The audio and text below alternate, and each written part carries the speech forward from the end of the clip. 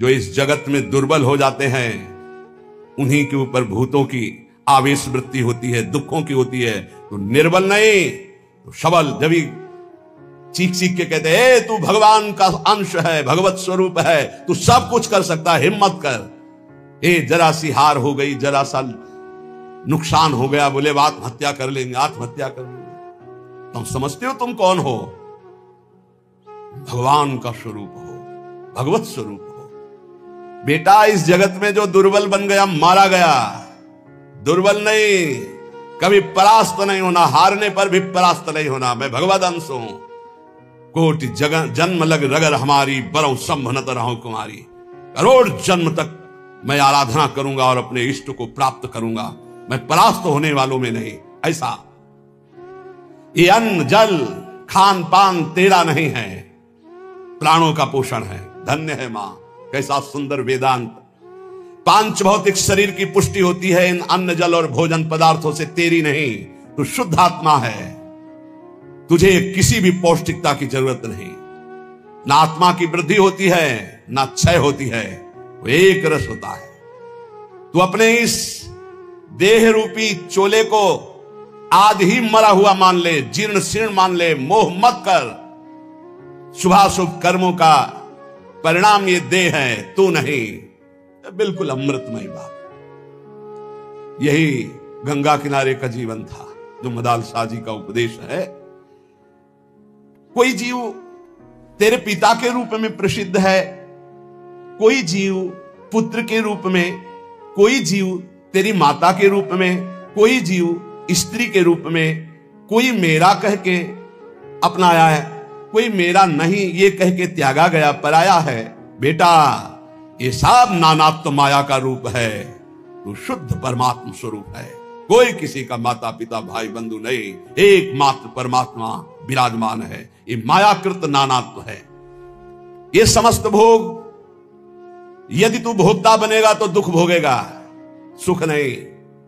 जिसे तुम सुख समझते हो ये सुख की छाया है, समझ पड़ती नहीं, यही गिरधर की माया है। दुख भोगेगा अगर भोक्ता बनेगा। ये मूल चित्त मानव उद्धार करने के लिए अपना आया है, पर वो भोगों में फंस के फिर मलिन हो जाता है, सोचता मैं सुख प्राप्ति का उपाय कर रहा हूं।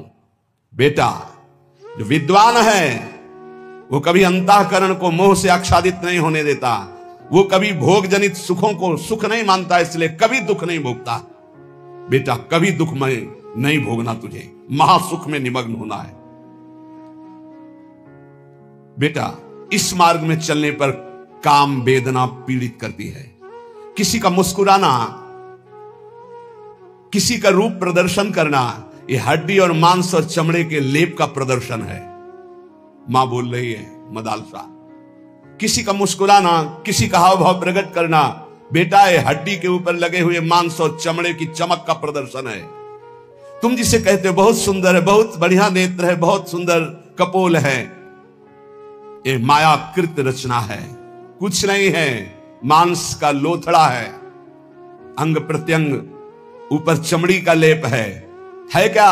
नरक तुल्य ये शरीर, नरक तुल्य शरीर, बहुत सुंदर। बेटा तुमने ध्यान दिया, राज परिवार में जन्मे हो, जब सवारी पर चलते हो तो सवारी और होती, तुम और होते हो। ऐसे ही बेटा ये शरीर तुम्हारी सवारी है, ये शरीर और है, तुम और हो। सवारी में बैठा हुआ जैसे ये नहीं मान लेता कि मैं सवारी हूं, ऐसे बेटा इस शरीर में रहते हुए तू कभी मत मान कि मैं शरीर हूं। ये देह दृष्टिगोचर होता है, जो दृष्टिगोचर हो रहा है ये मायाकृत है, इसलिए मूर्खता का त्याग कर। धन्यो सिरे, धन्य है तू, मेरा पुत्र बना है। ब्रह्मबोध संपन्न ये माता है। हर पुत्र को भगवत प्राप्त महात्मा, जब आखिरी पुत्र को राजा ने कहा कि मुझे दे दो, मेरा भी अधिकार है जैसे माता का अधिकार है, तब उससे कहा कि बेटा मैं तुम्हें परम हित की बात बता रही हूं, प्रतिदिन बिना ब्रह्म ऋषियों को भोजन कराए भोजन मत पाना। ये उनके लिए उपदेश है जो गृहस्थ धर्म में, इनको तो सबको बैरागी बनाकर ब्रह्मबोध प्राप्त करा दिया। मां ही परम गुरु हुई। बड़ी महिमा है इस मदालसा माता की। धन्य है कोई ऐसी माता होती होंगी जो अपने पुत्र को भगवत प्राप्ति का कि अब बेटा तुझे किसी और मां की गर्भ में नहीं जाना पड़ेगा। मैं प्रण करती हूं, अपने पति से कहा था मदालसा जी ने, अगर मेरे गर्भ में जो भी जीव आएंगे तो उनको ब्रह्मबोध करा के ही छोड़ूंगी, दोबारा किसी मां के गर्भ में जाए ऐसा नहीं होने दूंगी। जब आखिरी पुत्र को रोक लिया तब उन्होंने कहा, बेटा बिना ब्रह्म ऋषियों को भोजन कराए भोजन मत करना। बंधु बांधवों की इच्छाओं को पूर्ण करने की में तत्पर रहना, किसी की जैसे पदार्थ हैं, वस्तुएं हैं, पहले अपने बड़े बुजुर्गों को, बालकों को, सबको देके फिर प्रयोग करें। अपने हृदय में सदैव सबकी भलाई का ध्यान रखना। गृहस्थ धर्म में रहते हुए ये बातें समझ लीजिए। धन्य है वो जिनकी रसोई में कोई अतिथि रोज पाते रहते, संत महात्मा वैष्णव जन। इसीलिए ब्रजवासी जन धन्य है, 2500 संत जो है रोज माधुकरी मांगते इनके दरवाजे में। अब तो कलिकाल का समय आ गया तो गांव नगरों में अब वैसी लाभ वृत्ति नहीं रह गई, क्योंकि संत जन धाम और तीर्थों का आश्रय लेके भजन करने लगे। अब भ्रमण करें तो लोग कहते हैं बच्चा चोर है, मार डालते हैं, घेर लेते हैं, लाठियां चलाते हैं। कैसा प्रभाव कलयुग का है। अरे ऐसे घेर के सैकड़ों लोगों ने मिलकर के संतों को मारा कि पूछो मत, जैसे कोई जंगली जानवर आ गया हो। अरे भाई, यदि तुम्हें लगा कि ये चोर है या ये अमुक है तो तुम्हें बंदी बना लेना चाहिए, कमरे में बंद कर देते, दिन में आप जांच करते। तुम इतने लोग थे, ऐसे कैसे मार दे। तो आजकल भ्रमण का भी समय नहीं रह गया। नहीं तो पहले सब नगर गांवों को सौभाग्य मिलता था, दंडी सन्यासी वैष्णव जन जा जाकर के भिक्षान्न पाते, उनकी बुद्धि शुद्ध होती। अब वो भी नहीं सौभाग्य गृहस्थों को रह गया। कहीं कहीं ऐसा सौभाग्य जो सदैव अपनी रसोई में बने हुए अन्न को गौग्रास निकालता है, पक्षियों के लिए निकालता है, अतिथि को भोजन कराता है, उसकी गृहस्थी पावन हो जाती है, गृहस्थ धर्म उसका पावन हो जाता है। अपने मन में सदैव श्री हरि के नाम का चिंतन करना, उनके ध्यान में रहना, काम क्रोधादि इच्छाओं शत्रुओं को गृहस्थी में रहते हुए जीत लेना, और माया का आवरण तुम्हें ढक न पाए इसलिए सावधान रहना। जो धन के लिए धर्म का आश्रय लेता है, धन के लिए धर्म का आश्रय लेता है, उसका धन उसके परिवार की उन्नति कराता है। जो धन अधर्म से कमाता है उसके परिवार का पतन हो जाता है, नाश हो जाता है। धन का प्रयोग सदैव दूसरों के सुख के लिए उतना पर्याप्त है जितना अन्न पेट में चला जाए, वस्त्र और बकाया परिवार की सेवा, राष्ट्र की सेवा, अन्य जनों को जिनको आवश्यक है उनकी सेवा। ये कमाने के लिए भेजे गए हो, ये ज्यादा जमा करने के चक्कर में मत पड़े, नहीं जमा रहेगा, वो जमा रहेगा, दूसरा ही उसका प्रयोग करेगा। आप तो ना सुकृत कर पाए, सदव्यय कर पाए, और ना उसका भोग कर पाए, व्यर्थ में आपका गया। गांव में तो कई ऐसे मकान खुदाई पर मिलते थे कि दीवार मोटी मोटी होती थी, उनमें कलसे में रुपए रखे मिलते थे। अब बोलो एक एक सिक्का जोड़कर मर गए, ना धर्म किया ना स्वयं भोग किया, और जमा ऐसे पड़ा रहा। इसलिए बेटा धर्म का आश्रय लेकर धन कमाना और उस धन का सदव्यय करना, सत्पुरुषों की सेवा में, सदव्यवहार में।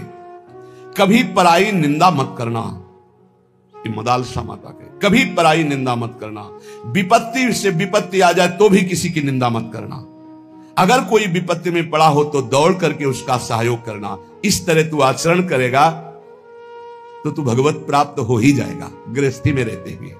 संगः सर्वात्मना त्याज्यः सचेतुम न शक्यते शाश्वतभिः सकर्तव्यः शतां संगो हि भेषजम् कामा सर्वात्मना हेयो हातुम चेत् शक्यते नशः मुमुक्षां प्रति तत्कार्यं सैव तस्यापि भेषजम्। ये 2 श्लोक लिख के अंगूठी में बांध दिए थे। जब तुम्हें ज्यादा परेशानी हो तो ये दवा लिखी, इसमें पढ़ लेना ये 2 श्लोक। आसक्ति का सब प्रकार से त्याग कर दो। यदि त्याग करने में सामर्थ्य ना हो तो संत पुरुषों का संग करना, क्योंकि संत पुरुषों के संग से सब आसक्तियों का नाश हो जाता है। कामनाओं को सर्वथा छोड़ देना, यदि ना छोड़ पाओ तो मोक्ष की कामना करना। मोक्ष की कामना से सब कामनाओं का अपने आप नाश हो जाता है। और मुमुक्षता, मोक्ष की इच्छा जब जागृत हुई, माया का नाश हो जाता है और वो भगवत प्राप्त हो जाता है। अब मैं मुक्त होना चाहता हूं संसार से। मदालसा जी ने अपने समस्त पुत्रों को भगवत प्राप्ति कराई। जो उपासक भगवत तत्व में स्थित होना चाहता है तो गुरु शुश्रूषणम सत्यम अक्रोधो दानमेव च एतत् चतुष्टयम् ब्रह्मन् शिष्टाचारेषु नित्यदा। जैसे शब्द सुने गए और वो हृदय में जाकर हमारी व्याकुलता पैदा कर दें। जैसे आज सुना कि तू देह रही शुद्ध बुद्धात्म तत्व है, हर विकार इससे मिटाया जा सकता है, पर वो टिके कैसे? वो शब्द हमारे अंदर जाकर के टिके कैसे? तो कह रहे ये चार बातें जिनमें हैं, तो परमार्थ के शब्द अंदर गूंजने लगते हैं और उसका परिवर्तन कर देते हैं। सबसे पहले संत कृपा होती है, तभी वो शब्द हमको सुनने को मिलते हैं। कभी कभी ऐसा होता है कि पूर्ण भ्रष्ट आदमी के कान में भी जो भगवान के भजन में मगन संत जन है, उनकी जब बातें पड़ती तो जबरदस्ती उनका परिवर्तन कर देती है। उनका पावर जो भजन का है, कृपा का है गुरुजनों के, वो शब्द के साथ जाता है और जीव का परिवर्तन कर देता है। और उससे आगे बढ़ने के लिए, जैसे देखा गया 4-6 महीने तो ठीक चला, हम फिर फिसल गए। वो उनके वचन का पावर आपको बिल्कुल नार की स्थिति से ऊपर उठाया था। अब आपको संभल के चलना पड़ेगा। ऐसा नहीं कि जीवन भर बस वो काम कर जाएगा, नहीं, एक बार आपको निकाल के अब फिर दलदल में गिरोगे जाके तो मरो। आगे ठीक से चलो। ठीक से कैसे चल पाएंगे? तो कह रहे गुरु शुश्रूषणम सत्य मक्रोधो दानमेव च। शिष्टाचार की यहां व्याख्या नहीं कर रहे गुरु शुश्रूषण, यहां कह रहे गुरुदेव को समर्पित होकर उनकी सेवा के द्वारा जो हमारे अंदर गंभीरता आती है, सहनशीलता आती है, भागवतिक सद्गुण आते हैं, वही हमको इस मलिन माया के आकर्षण से बचाते हैं। जब हम गुरु सेवा में, तो फिर ये प्रश्न आ जाता है कि क्या सबको कहां इतना टाइम है और गुरु को इतना टाइम कहां कि सबकी सेवा ले? तो गुरु सेवा आज्ञा होती है, आज्ञा। ये जो सत्संग हो रहा है, ये जो एकांतिक हो रहा है, ये जो आपको उपदेश मिल रहे हैं, इनका पालन करना ही गुरु सेवा है। हाँ, प्रगट में अवसर मिल जाए किसी को कि कोई संत हैं, वो बीमार हैं, या वस्त्र धो देना है, औषधि दे देना है, भोजन दे देना है, ये बाह्य शरीर की सेवा है। आंतरिक गुरु सेवा है उनकी आज्ञा का, और ये सब कोई कर सकता है, आज्ञा पालन। कह रहे गुरु शुश्रूषणम, गुरु सेवा। इसीलिए शुद्ध ज्ञान प्रकाशित नहीं हो पाता, क्योंकि आज स्वयं सब गुरु बन जाते हैं। गुरु के अधीनता, गुरु सेवा, ये बहुत बहुत दुर्लभ बात है। धन्य है वो जो अपने गुरुजनों की आज्ञा में चलते हैं। नहीं, यहां सब प्रारंभ से ही मान के भोक्ता बन जाते हैं, प्रारंभ से ही गुरुगिरी हृदय में आ जाती कि मैं वो बिगड़ गया। जब जीवन भर गुरुदेव की आज्ञा में रहा जाता है, तो उसके हृदय में गुरु तत्व स्वयं प्रकाशित हो जाता है। जब गुरु तत्व प्रकाशित हो जाता है, तो जानत तुम्हें हो जाए, उसमें फिर ब्रह्मविद ब्रह्मविद भवति, उसमें कोई फिर फर्क नहीं पड़ेगा। पहले महापुरुषों की सेवा में जीवन समर्पित किया जाता है। वेद का सार भाव है सत्य, और वो सत्य जागृत होता है गुरु सेवा परायण में। शास्त्र ज्ञान आपको हो जाएगा, मानते हैं आप प्रवचन कर सकते हो, लेकिन ब्रह्म बोध नहीं होगा। इसलिए वेद स्पष्ट कहता है, नायम आत्मा प्रवचने न लभ्या न मेधया न बहुना श्रुतेल। ना प्रवचन करने वाले को आत्मबोध होता है, न बहुत सुनने वाले को आत्मबोध होता है, ना बहुत बुद्धिमान को होता है। बोले किसको होता है? बोले आत्मा जिसको वर्ण कर लेती है। आत्मा क्या? गुरुदेव। आत्मा हरिवंश, आचार्य गुरुदेव जिसको कृपा करके वर्ण कर लेते हैं, उसे ब्रह्मबोध हो जाता है। कृपा करके वर्ण, जो उनकी आज्ञा पे चलता है। भगवान श्री राम जी ने कहा कि वही मेरा सेवक है जो मेरे अनुशासन में रहे, मेरी आज्ञा पे रहे, आज्ञा का पालन करे, वही मेरा सेवक है। सेवक वही जो आज्ञा पालन करे, जो गुरु सेवा। और फिर कह रहे हैं सत्य। सत्य भगवान का नाम है। जो भगवान नाम जप करते हैं, जो सद आचरण करते हैं। शास्त्र विरुद्ध आचरण असद आचरण है, और शास्त्र के अनुकूल आचरण सद आचरण है। सद आचरण, सद भाषण, सद चिंतन, उसे सत्य कहते हैं। जिसका वचन, कर्म और मन संकल्प विकल्प आदि सत्य के अंतर्गत करे, वही सत्य है। और मक्रोधो, जब आपका साधन बनेगा तो आपको गुस्सा आने लगेगी। ये अनुभव की बात कह रहा हूं। जब ठीक साधन बनेगा तो बिल्कुल चिड़चिड़ाहट स्वभाव में आने लगेगी, असहनशीलता। बस इसी को समन कर जाना है सहनशीलता के द्वारा। थोड़ी सी भी बात सहन नहीं होती, वो एकदम क्रोध करने लगता है, क्योंकि उसके अंदर ऊर्जा शक्ति का संचार होता है, पावर बढ़ता है भजन से। और पावर बढ़ता है तो फिर नम्रता के द्वारा, सहनशीलता के द्वारा, तितिक्षा के द्वारा, क्षमा के द्वारा इस पावर को बचाया जाता है, पचाया जाता है, नहीं तो बहुत जल्दी छीन हो जाता है। आप देख लेना, सही भजन चल रहा है, ठीक आचरण है आपके, तो पहला दोष पैदा होगा ये असहनशीलता। अगर बात करें तो एक चिड़चिड़ाहट सी होगी, एक अच्छा नहीं लगेगा। जरा सा कोई गलती कर दे तो एकदम कड़वा स्वभाव, इसको शासन में ले। ये होता है, खुद अनुभव की बात कह रहा हूं, होता है। इसलिए कहा कि गुरुजनों की सेवा, सत्य आचरण, सत्य भाषण, सत्य विचार, और फिर कहा मक्रोध हो, अक्रोध, क्रोध ना करना। क्रोध के बहुत से आपके सामने उपाय भेजे जाएंगे जिससे आपको गुस्सा आ जाए, पर आप गुस्सा न कीजिएगा, नहीं तो आपका जो भागवतिक पावर बना है वो क्षय हो जाएगा। बाबा तो इतनी जोर की बात, उड़िया बाबा कहते हैं कि यदि क्षय करना है किसी को तो गुस्सा दिला दो, किसी के तप को क्षय करना है तो उसे गुस्सा दिला दो, और वो गुस्सा हो गया तो 1 महीने के भजन की ऊर्जा शक्ति क्षीण हो जाएगी। भजन तो नष्ट नहीं होता, लेकिन उससे जो अनुभूति होनी चाहिए वो नहीं होगी। सोचो, साल में 12 बार गुस्सा कर लिए तो बचा क्या आपके पास? इसलिए कौन सी दो रहा है, कहां अनुभूतियां हो रही? सहनशीलता के द्वारा क्रोध का त्याग कर दे, गुस्सा त्याग कर दे। बहुत जल्दी गुस्सा आती है, और गुस्सा आते ही मन में प्रतिकूल चिंतन होने लगता है। भजन है और प्रतिकूल चिंतन हुआ और कहीं हो गया तो तुम्हारा भजन रुक जाएगा, तुम्हारा भजन का प्रभाव क्षीण हो जाएगा, आगे भजन की उन्नति नहीं होगी। इसलिए बहुत संभल के किसी से गुस्सा मत करो। और आएगा गुस्सा, माया ऐसे संयोग भेजेगी कि गुस्सा आ जाए, पक्का सहन कर जाओ। बहुत कठिन है सहन करना। अच्छा, आप जा रहे हो, कोई थूक दे आपके ऊपर, अरे 1 बार थूक दे, 2 बार थूक दे, 100 बार थूका एकनाथ जी के ऊपर। वो गंगा स्नान करके, गोदावरी जी का या गोमती जो भी वहां हो, महाराष्ट्र में कौन है, गोदावरी गंगा, तो वहां स्नान करके और बार बार ऊपर से गली में थूक देता। 100 बार थूका, नीचे उतर कर आया, साष्टांग दंडवत हुआ, गलती हुई, 100 बार थूका। बोले भैया तेरे जैसा कृपालु कौन होगा, 1 दिन में 100 बार स्नान करवा दिया, वैसे 1 दिन में 1 बार होता, लेकिन 100 बार तेरी कृपा से। बिल्कुल गुस्सा नहीं आया। कुछ लोगों ने तो पैसा देके एक आदमी को लगाया, एक पंडित जी थे, उनसे कहा कि अगर आप एकनाथ जी को गुस्सा दिला दें तो इतनी आपको मुद्रा दे देंगे। घर गए तो अतिथि आए, उन्होंने सम्मान किया। जब उनकी पत्नी परोसने लगी तो पीठ में चढ़ गए। कुछ तो गुस्सा आएगा इनको, तो उनका बहुत संभाल के देखो, पीठ से गिरने ना पावे, इनको कोई कष्ट ना होने पावे, संभाल के। पत्नी का हम पहले से सावधान है, आप चिंता मत करो। तो उन्होंने सोचा ये तो फिर भी क्रोध, कितना उन्होंने उपद्रव किया। जब उपद्रव से बिल्कुल गुस्सा नहीं तो उनका थोड़ा गुस्सा हो जाते तो मुझे वो इतनी मुद्रा देकर भेजा गया। बोले भैया क्षमा करो, पहले बता देते कि हम मुद्रा के कारण आए हैं तो हम थोड़ी गुस्सा दिखा देते, जिससे तुम्हें मुद्रा मिल जाती। क्रोध नाम की चीज, जिन महापुरुषों ने भगवत साक्षात्कार किया, अक्रोध रहे हो, क्रोध नहीं। क्रोध होने से तप क्षीण हो जाता है। क्रोध बिल्कुल नहीं करना चाहिए, पर ध्यान रखना, जब क्रोध दिलाया जाए उस समय यह ध्यान रहे कि हमारे सामने प्रश्न उपस्थित किया गया कि हमें क्रोध नहीं करना है, और यह क्रोध कराएगा तो बच सकते हो, लेकिन उस समय माया आपको ये याद नहीं रहने देगी। उस समय फिर आपको गुस्सा आ ही जाएगा, पक्का आ जाएगा।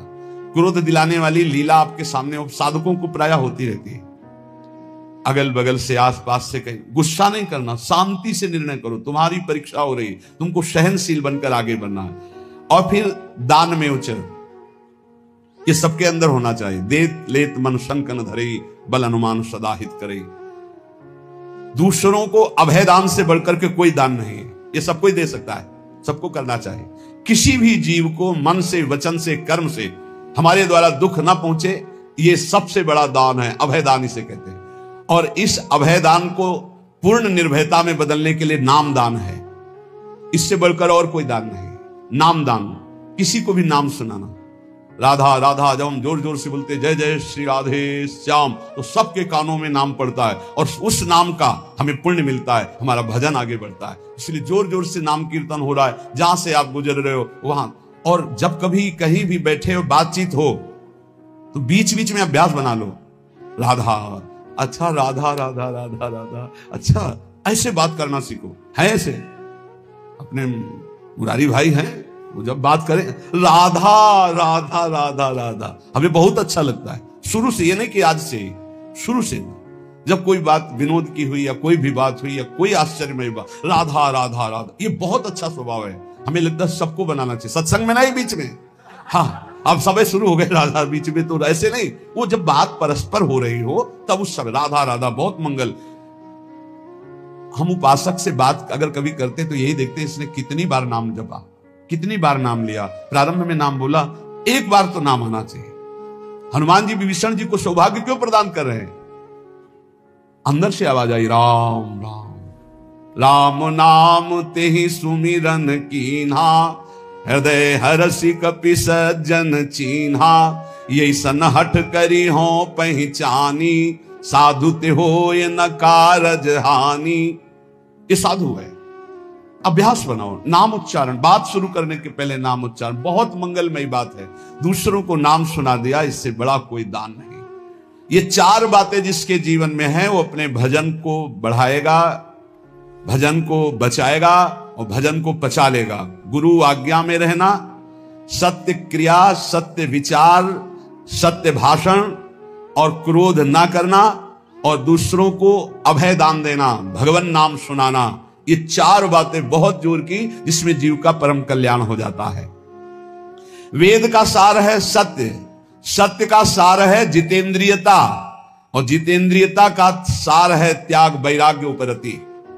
त्याग, भोगों की इच्छा पर भोगूंगा नहीं क्योंकि भगवत प्राप्ति करनी है। वैराग्य, भोगने की इच्छा ही नहीं रही। उपरति, भोग ही है, ऐसी वृत्ति ही खत्म हो गई। ये है संपूर्ण वेदों का सार। जो न्याय युक्त कार्य हो, जिसको महापुरुषों ने किया है, जिसका विधान किया, वही कार्य किया जाए, मनमानी कोई कार्य ना किया जाए। यदि मनमानी कार्य किया गया तो उससे लाभ नहीं होगा। आजकल बहुत मनमानी हो रही, बहुत मनमानी। कोई किसी ना तो निगमागम शासन स्वीकार किया जा रहा है, वेद का शासन, और ना वेदज्ञ महापुरुषों का शासन स्वीकार किया जा रहा है। सब मनमानी करने में स्वतंत्र है। गुरु बस इस बात का कि तुम मंत्र हमें दो, हम 50 को और देते हैं, बस इस बात के लिए गुरु मंत्र दिया, उसका साक्षात्कार किया, इसके लिए नहीं। इसके लिए तो गुरु की अधीनता स्वीकार करनी पड़ेगी। कह रहे कि यत् करोत्य शुभम कर्म शुभम वा यदि सत्यम, अवश्यम तत्समाप्नोति पुरुषो नात्र संशयः। होश में तुम जो कर्म करोगे शुभ या शुभ, तुम्हें भोगना पड़ेगा, कोई मिटा दे ऐसा समर्थ नहीं है। देख लो भाई, कोई मिटा दे ऐसा समर्थ नहीं। वो केवल वही मिटा सकते हैं जिन्होंने पूरी सृष्टि की रचना की, श्री भगवान, दूसरे की सामर्थ्य नहीं। इसलिए हमें विश्वास नहीं है। ये इसलिए बता रहे, करे यत् करोत्यशुभम कर्म शुभम वा यदि सत्तमम, अवश्यम तत्समाप्नोति पुरुषो नात्र संशया। अवश्य भोगना पड़ेगा जो कर्म किए। इसीलिए हम कह रहे हैं, किसी पर ये मत सोचो कि तुम्हारे कर्म को कोई नष्ट कर देगा। कोई नहीं, कोई नहीं। भगवान के पिता दशरथ जी का ये कर्म श्रवण कुमार का धोखे में बध हो जाना क्या नहीं मिटा सकते थे? उनके पिता ने शाप दिया, जैसे मैं पुत्र वियोग से मर रहा हूं ऐसे तू तड़प करके मरेगा। वैसा ही पूज्य महाराज दशरथ जी हा राम कह करके प्राण त्यागे। इसलिए बहुत होश में अगर गलत कर्म करोगे तो उसको भोगना पड़ेगा। और ये भ्रम छोड़ दो कि कोई तुम्हारे दान पुण्य सेव संतरा देने करके तुम कोई जंतुर अंतुर बंधवा कर अपने पाप कर्म को मिटा दोगे। मुझे समझ में नहीं आता, क्योंकि हमारा शास्त्र ऐसा नहीं कहता। बड़े बड़े महापुरुषों को भोगना पड़ा है, और उनकी तो बात क्या, जो ईश्वर कोटि के है, साधारण को ऐसे मिटा सकते हैं। यद करोत्य शुभम कर्म शुभम वा यदि सत्तमो। भाई ध्यान करो, कोई भूल करके पाप मत करो, नहीं तो उसे भोगना पड़ेगा। अवश्य अवश्य भोगना पड़ेगा। कोई नहीं मिटा सकता, संसार में कोई नहीं मिटा सकता। इसलिए सताम धर्मेण वर्तेत क्रियाम शिष्टवदाचरेत, असंक्लेशेन लोकस्य वृत्तिम लिप्सेत वै द्विज। जो सत्पुरुषों ने आचरण किए हैं, जो सत्पुरुषों ने आचरण का विधान किया है, उसके अनुसार जो आचरण करता है वो धर्म है, और धर्म करने वाला कभी दुखी नहीं होता। तो आप कहोगे धर्मराज युधिष्ठिर को 12 वर्ष का वनवास, 1 वर्ष का ज्ञातवास मिला, धर्म करना क्या? वो तो धर्मराज है। तो जुआ खेलना अधर्म है, उपहास करना किसी का अधर्म है, किसी को नीचा दिखाना अधर्म है, अधर्मियों की सभा में बैठना अधर्म है। कई तरह की बातों का अधर्म होता है। जान रहे हैं कि महाराज धृतराष्ट्र इस समय अधर्म से युक्त हैं तो उनकी आज्ञा का पालन नहीं करना चाहिए। जान रहे हैं कि छल कपट अधर्मी शकुनी है, पासा वो चल रहा है, जीत उनकी हो रही, खुला अधर्म का खेल हो रहा है, कैसे स्वीकार कर लिया। और द्वित कीड़ा अधर्म है, मदिरा पीना, व्यभिचार करना, मांस खाना, द्वित कीड़ा करना, ये सब एक लाइन में रखा गया है। इसीलिए महाराज को 12 वर्ष का वनवास, 1 वर्ष का अज्ञातवास भोगना पड़ा। सत्पुरुषों द्वारा पालित धर्म के अनुसार बर्ताव करे, जो संत पुरुष आचरण करने का विधान करते हैं, शास्त्र विधान करता है, वैसे ही कभी दुख नहीं मिलेगा। ध्यान रखना, अधर्म करने पर ही दुख का परिणाम भोगना पड़ता है। ये जो हमारे नाना प्रकार के शारीरिक मानसिक क्लेश हैं, ये हमारे पाप कर्म का परिणाम है। भली भांति कोई भी कर्म करने के पहले विचार करो, तो अंदर से सबके भगवान सदगुरु रूप में बैठकर उत्तर देते हैं कि तुम गलत करने जा रहे हो, मत करना। दूसरे लोगों के किए हुए कर्म को देखकर मत करो। बहुत लोग ऐसा करते हैं। अब तो सब नरक जाएंगे, तुम भी जाओगे क्या? तुम सत्संगी हो, तुम्हारा विवेक जागृत होना चाहिए। सब अगर 1000 लोग हैं, 1000 गलत कर रहे हैं, तो एक सही चलो तुम अपने मार्ग पे, 1000 का अनुसरण नहीं करना। जीवन निर्वाह के लिए ऐसी वृत्ति अपनाओ जो धर्म पूर्वक हो, तो तुम सुखी रहोगे, तुम्हारा परिवार सुखी रहेगा। सब तरह से सावधान रहो कि तुम्हारे घर में अधर्म का 1 रुपया ना आने पावे। सावधान रहो। जैसे कुछ लोगों की मान्यता है कि संत जन अधर्म पचा सकते हैं। भीष्म पितामह जैसा महात्मा कोई होगा, 12 वैष्णवाचार्यों में है भीष्म जी, और अखंड बाल ब्रह्मचारी, और अखंड चिंतन करने वाले भगवान का। और दुर्योधन का अन्न खाया, उन्होंने स्वीकार किया, बताया द्रौपदी को कि उस समय मेरी बुद्धि निर्णय करने में असमर्थ थी, क्योंकि मैं दुर्योधन का अन्न खाया था। अगर अधर्म का रुपया चला जाए तो महात्मा की भी बुद्धि को कमजोर कर दे, भ्रष्ट कर दे, फिर गृहस्थों की बात क्या। अधर्म के धन से बचना चाहिए। अधर्म का अन्न जो है वो बहुत हानिकारक है। इसलिए गृहस्थी में ये लोग सोचते हैं रुपया आना चाहिए, चाहे जैसे आवे। फिर जो रुपया आया 1 लाख, और फिर घर में जो 10 लाख निकालने का वो बनाएगा हिसाब किताब। अमुक को ये रोग हो गया, अमुक जब ये नष्ट हो गया, अमुक ये हानि हो गई। इसलिए हमारा शास्त्र कहता है सर्वोपायस्तु लोभस्य, सब उपाय करो कि लोभ से कोई अधर्म का धन ना आ जाए तुम्हारे घर में। सावधान रहना। कितने पवित्र होते हैं पुराने लोगों के विचार। हमने देखा है, एक बार 100 रुपया का अन्न बिका और 110 रुपया आ गए। अब सोचो 100 रुपया का अन्न और 10 रुपये आ गए तो काफी लाभ की बात है। लेकिन जब वहां गिना गया घर में और 110 आया, तो जो घर के मालिक थे उन्होंने कहा बिल्कुल इसी क्षण जाओ और ये पूरा रुपया उनको दिखाओ, इसमें 10 का 1 नोट ज्यादा था, ये 100 देखो है, आपने रुपए दिए, हमारा 100 का अन्न बिका, 10 वापस करके आओ। 10 वापस करके जब आए तब धर्मात्मा पुरुष के घर में ही भगवत भजन, सुख शांति किस तरह की, भले अर्थ की अव्यवस्था हो लेकिन धर्म की व्यवस्था एक अद्भुत शांति, एक अद्भुत सुख प्रदान करती। नमक रोटी खाओगे, चैन से सोओगे। अगर अधर्म का भाव होता तो बोले हम तो बेचा है भाई, 110 आ गए, वो तो चलो 10 ज्यादा ही आ गए, वो निकलेगा कहीं ना कहीं से, किसी को परेशान करेगा। इसलिए कहा तुरंत हटाओ इसको। ये बात सत्संग में बैठा लीजिए। गृहस्थी में जो आप जन है या जो भगवत मार्ग में भी है, अधर्म का धन किसी को भी चैन शांति नहीं लेने देगा, तत्कालिक लगेगा। इतना आ गया यार, सब ठीक है, सब ठीक नहीं, अब आतंक मचाएगा वो, अब दुख देगा। इसलिए उपाय करना चाहिए अपनी इंद्रियों को पावन करने वाले तप का उपाय करना चाहिए। किसी भी तरह से हमारे घर में अधर्म का धन ना आवे, इसका उपाय करना चाहिए। भवसागर समुद्र से इससे पार होने का, भगवत प्राप्ति का, क्रूरता का जो अभाव, परम धर्म का आचरण, उत्तम व्रत महापुरुषों द्वारा आचरित और सर्वोत्तम ज्ञान, इस समस्त पापों का नाश कर देता। सर्वोत्तम ज्ञान भगवान श्री कृष्णचंद्र जो गीता जी में कहते हैं, हे अर्जुन, यदि तुम ज्ञान को प्राप्त हो जाओ तो तुम्हारे सारे के सारे जन्म जन्मांतर के पाप नष्ट हो जाएंगे। अपि चेदसि पापेभ्यः सर्वेभ्यः पापकृतमः सर्वं ज्ञान प्लवेनैव ब्रजिनम संतिष्यसि। अगर तू सब पापियों में भी अधिक पापी है तो भी तू ज्ञान के द्वारा निसंदेह संपूर्ण पाप समुद्र से अच्छी तरह तर जाएगा, पक्की बात है। अपि चेदसि पापेभ्यः सर्वेभ्यः पापकृतमः।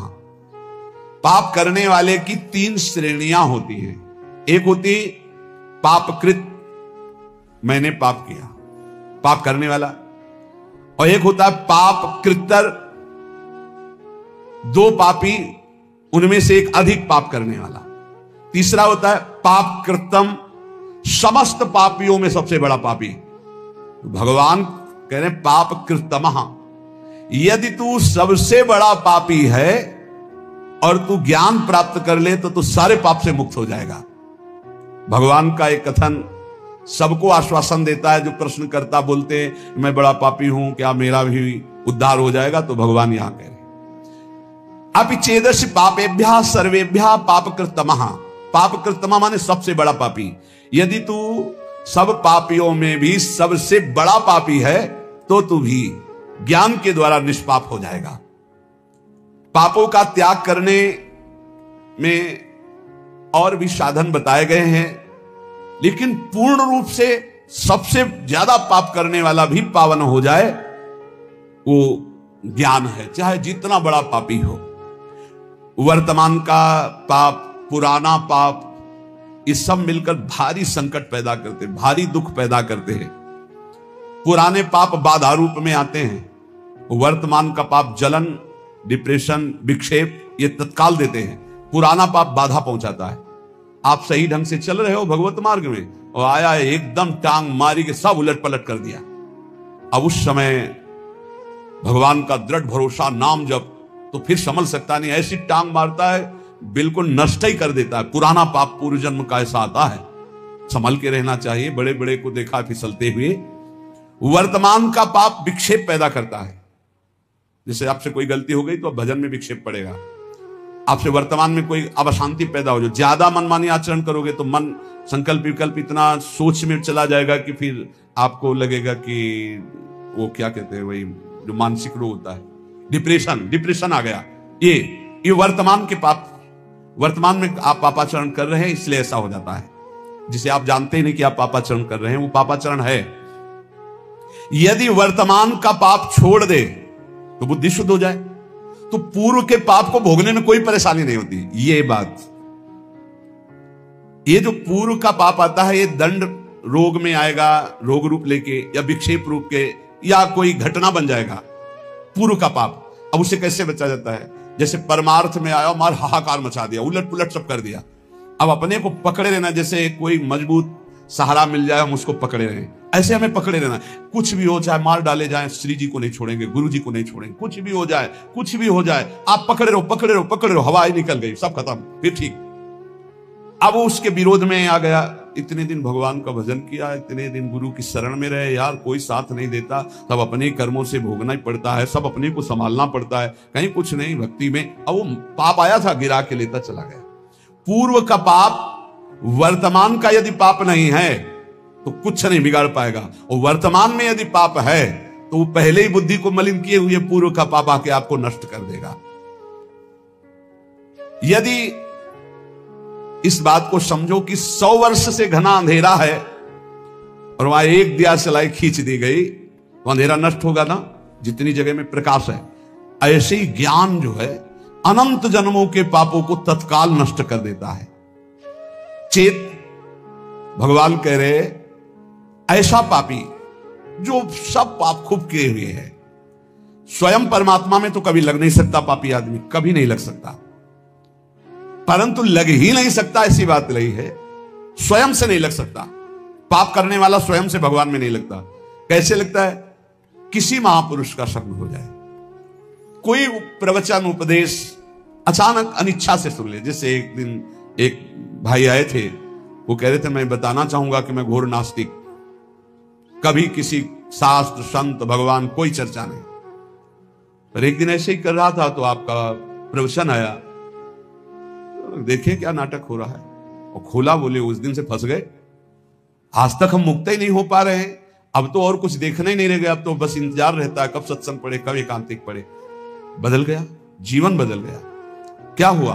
भगवत शब्द कान में गए, जीवन का परिवर्तन कर दिया।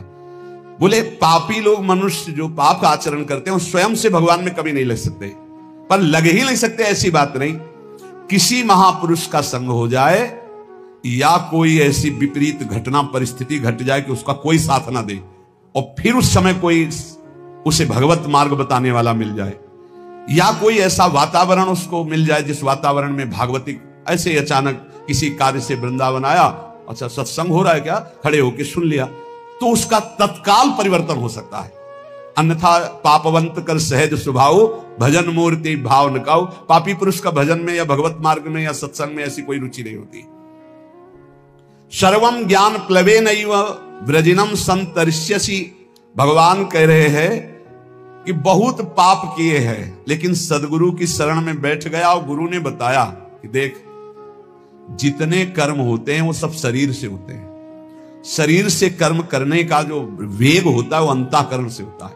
अंतःकरण 3 गुणों से प्रभावित होता है, रजोगुण तमोगुण आदि। उन्हीं गुणों के प्रभाव से अंतःकरण में प्रेरणा संकल्प विकल्प बनते, अंतःकरण से प्रेरित होकर शरीर से पाप बनते हैं। तू तो दृष्टा मात्र है, तेरे से कोई कर्म नहीं हुआ, तू शुद्ध बुद्ध आत्मस्वरूप है, ना तू कभी बंधा था ना कभी। ओ बात उसके बैठ गई। मूला भावे कुतः शाखा, मूल से ही काट दिया कि तू करता ही नहीं है। जे ही गुरुजनों ने ऐसा उपदेश किया तो स्वतः सिद्ध ज्ञान स्वरूप जीवात्मा है, जो भगवान का अंश है वो ज्ञान स्वरूप है।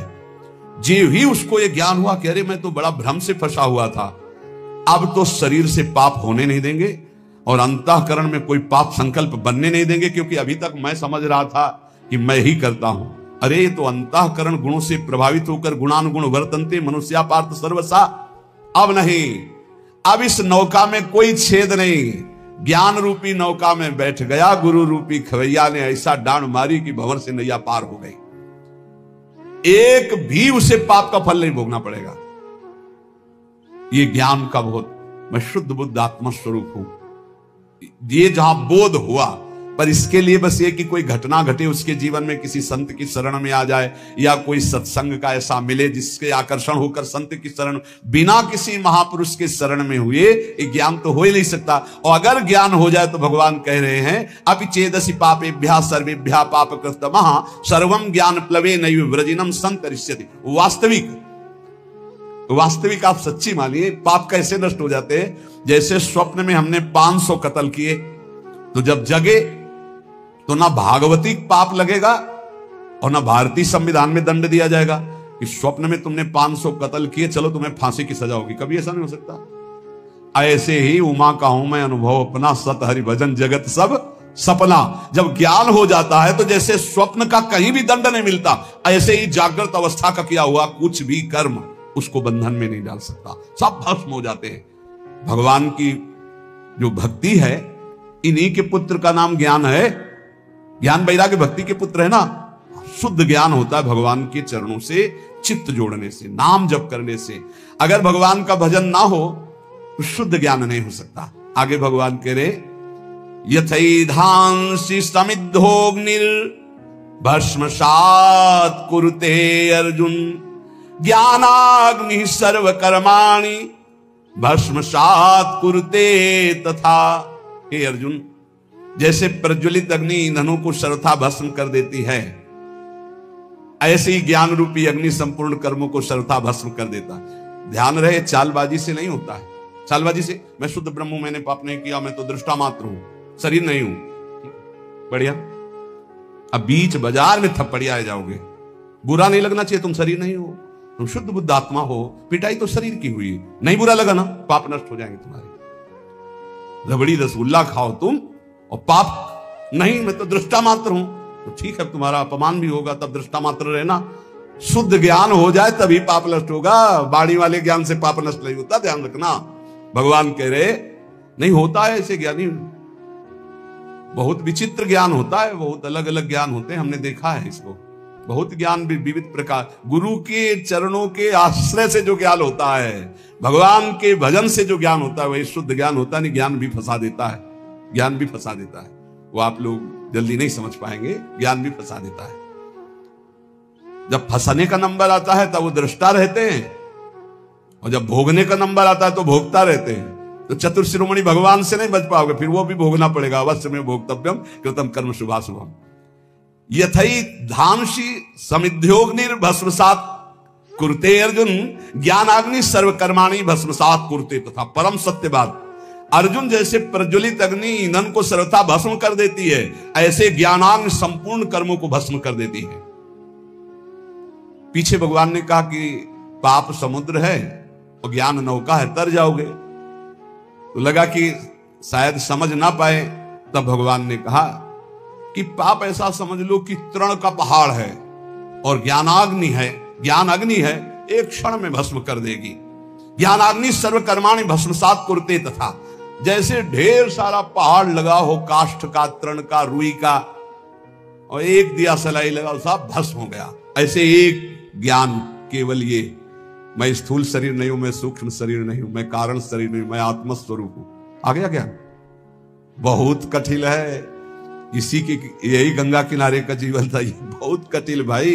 जब भूख लगती प्राणों को ना, तब दृष्टा नहीं रहता, भोगता रहता है कि यार कहीं एक रोटी मिल जाए। तो जब प्यास लगती है ना, तो ये चिंतन नहीं रह पाता कि प्यास तो प्राणों का धर्म है, मेरा धर्म थोड़ी। तो फिर लगता है बहुत विचित्र है। शरीर आसक्ति गुरु कृपा से, गुरु सेवा से नष्ट होती है।